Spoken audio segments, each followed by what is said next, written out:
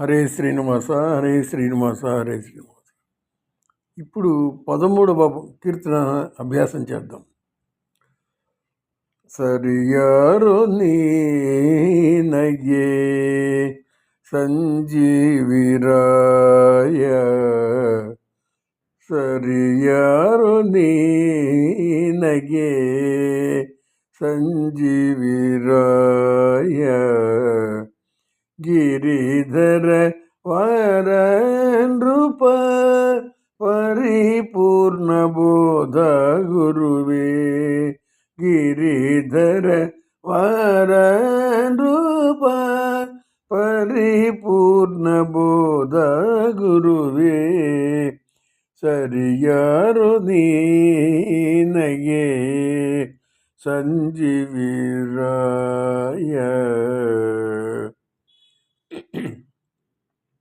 అందురమర ಮುಂದೆ ಬಂಧುಹರುಷದಿಂದಲಿ, అందురಮರ ಮುಂದೆ ಬಂಧುಹರುಷದಿಂದಲಿ, ಚಂದದಿಂ ಸೀತಾಂಗನೆಗೆ ಮುದ್ರಿಕೆಯ ನೀತ ಹನುಮ, ಚಂದದಿಂ ಸೀತಾಂಗನಿಗೆ ಮುದ್ರಿಕೆಯ ನೀತ ಹನುಮ, ಸರಿಯಾರು ನೀನಗೆ ಸಂಜೀವಿರಾಯ, ಗಿರಿಧರ ವರನೃಪ ಪರಿಪೂರ್ಣ ಬೋಧ ಗುರುವೇ, ಸರಿಯಾರು ನೀನಗೆ ಸಂಜೀವಿರಾಯ.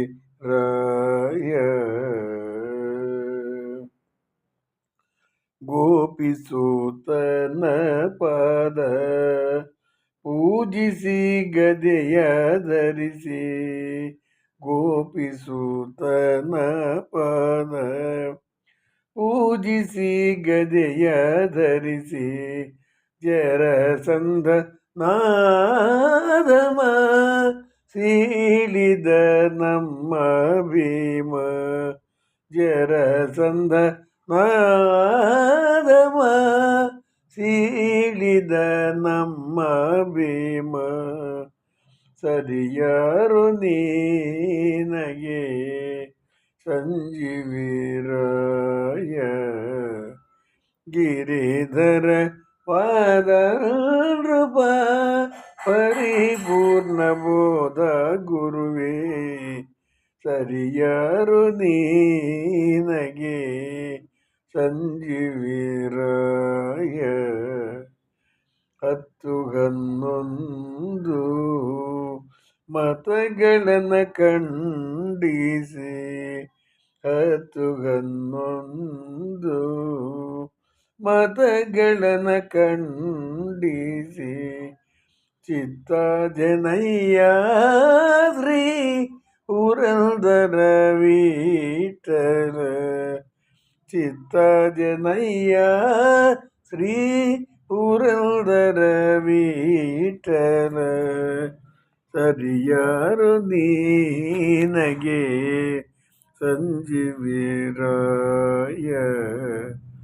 ಗಿರಿಧರ ವರನೃಪ ಪರಿಪೂರ್ಣ ಬೋಧ ಗುರುವೇ, ಸರಿಯಾರು ನೀನಗೆ ಸಂಜೀವಿರಾಯ.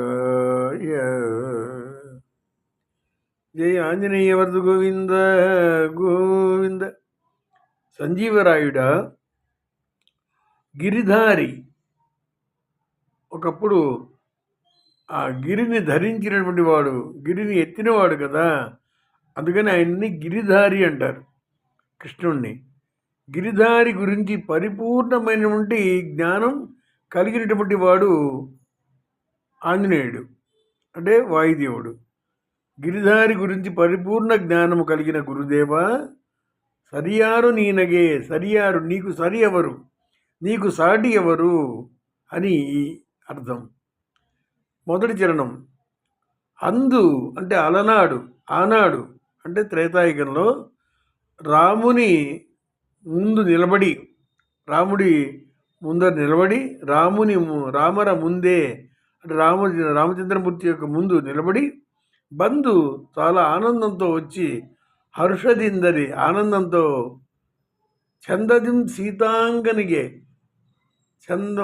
చందదిం అంటే చక్కగా సీతాదేవికి ఆనాడు రాముని ముందుకు వచ్చి ఆనందంతో సీతాదేవికి ఉంగరాన్ని ఇచ్చినటువంటి విషయాన్ని ఆనందంగా చెప్పినవాడు.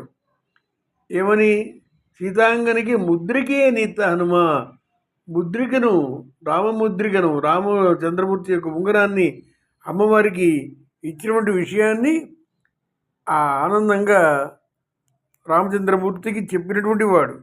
చందదిం సీతాంగనికే తాను సీతాదేవికి ముద్రికను ఇచ్చినటువంటి సంగతి రామచంద్రమూర్తి ముందు నిలబడి చెప్పినటువంటి వాడు.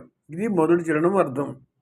రెండవ చరణంలో గోపిసుతన పాద పూజిసి, గోపిసుతుడు అంటే శ్రీకృష్ణ పరమాత్మ,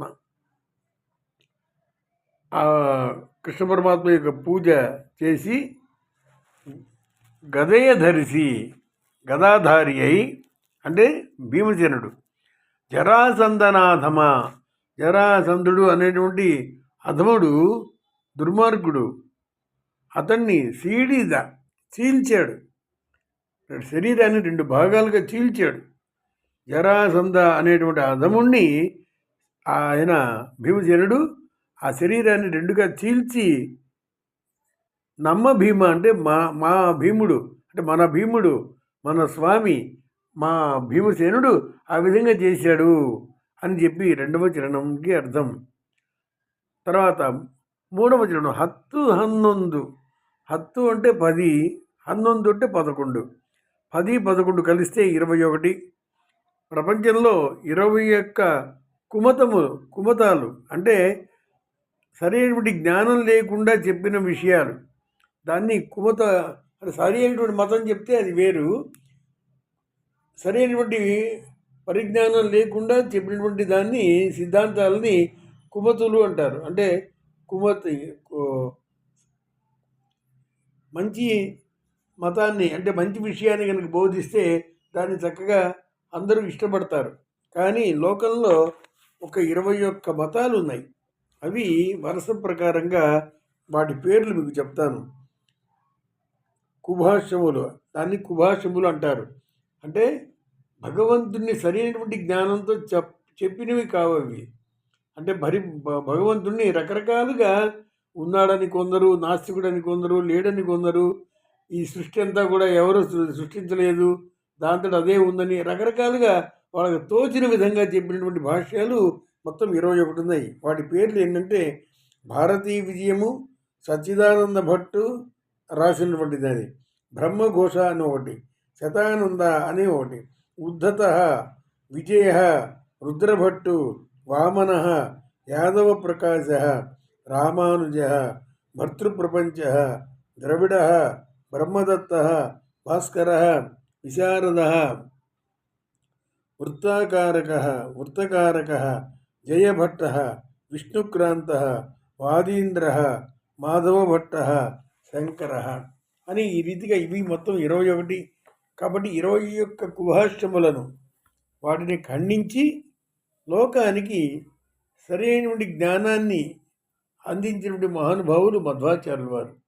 అందుకనే హత్తు హన్నొందు అంటే 10, 11, 21 కుభాష్యములను అంటే బౌద్ధ మతం కానీ, ఇవన్నీ నాస్తిక మతం కానీ, చార్వాక మతం కానీ ఇవన్నీ కూడా ఉన్నాయే, ఇవి సరైనటువంటి భగవంతుడి గురించినటువంటి విషయాన్ని తెలపలేకపోయినాయి, సంపూర్ణమైనటువంటి పరిజ్ఞానాన్ని చూపించలేకపోయినాయి. కాబట్టి దాన్ని కుభాష్యములు అంటారు.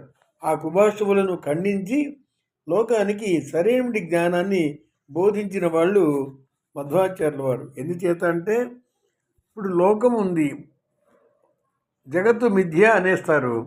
జగత్తు మిథ్య అంటే ఇప్పుడు మనం కళ్ళకు కనిపిస్తున్నటువంటి జగత్తుని మిథ్య అని ఎలా అంటారు? వాళ్ళు ఏం చెప్తారు? ఇదంతా నశించిపోయేది కదా, కానీ నశించేదాకా ఉంది కదా.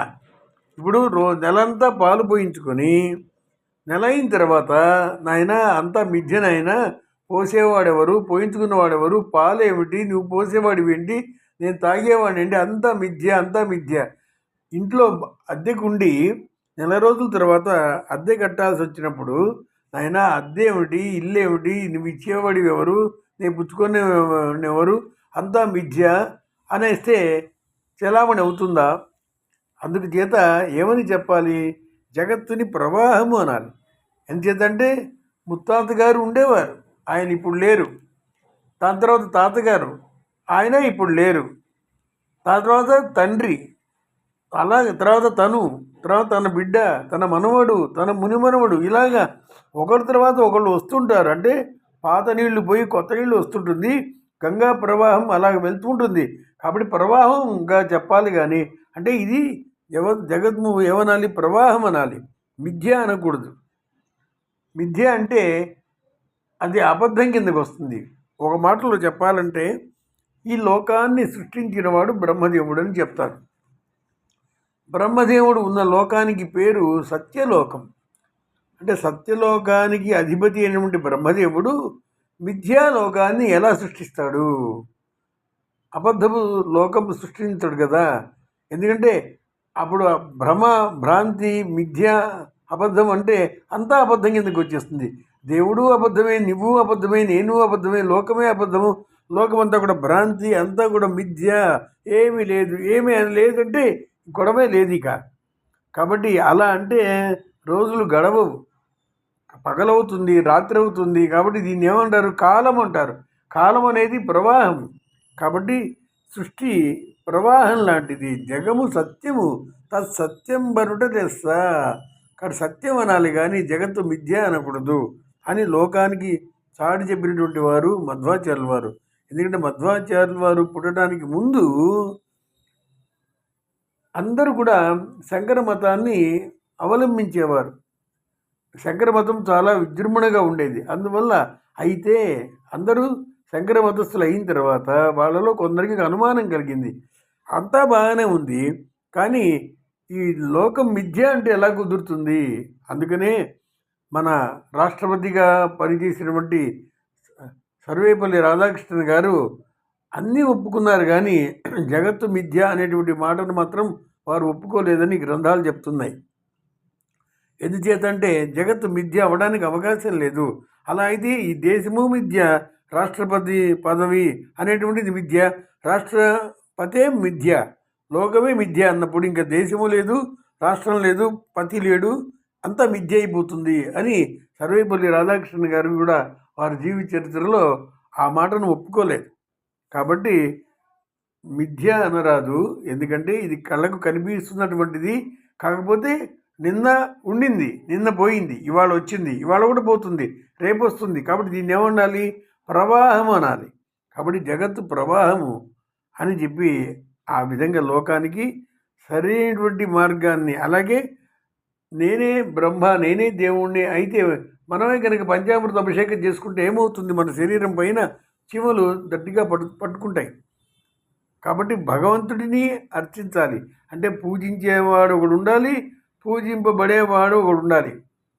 అందుకనే గీతలో కృష్ణుడు చెప్పేవాడుగా ఉన్నాడు, అర్జునుడు వినేవాడుగా ఉన్నాడు. అంటే ఇద్దరు ఉండాలి ఎప్పుడైనా. ఇప్పుడు రోడ్లో ఒకడు తనలో తానే మాట్లాడుకుంటూ పోతుంటే ఏమంటారు? పిచ్చివాడు అంటారు. వాడిలో వాడే మాట్లాడుకుంటే పిచ్చివాళ్ళు ఏం చేస్తారు? వాళ్ళలో వాళ్ళే మాట్లాడుకుంటుంటారు. ఎవరు ఉండరు, ఎవరితో మాట్లాడరు, ఎవరిని చూడరు, వాళ్ళలో వాళ్ళే మాట్లాడుకున్నారు. అలా మాట్లాడుకుంటే ఏమంటారు? పిచ్చివాడు అంటారు. కాబట్టి మాట్లాడాలంటే మాట్లాడేవాడు ఒకడు, వినేవాడు ఒకడు, ఇద్దరు ఉండాలి కదా. అదే ఆ రీతిగా సరైనటువంటి జ్ఞానాన్ని బోధించిన వారు మధ్వాచార్యుల వారు.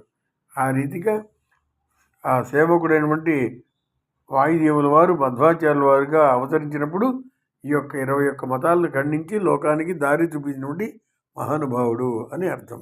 హరే శ్రీనివాస్.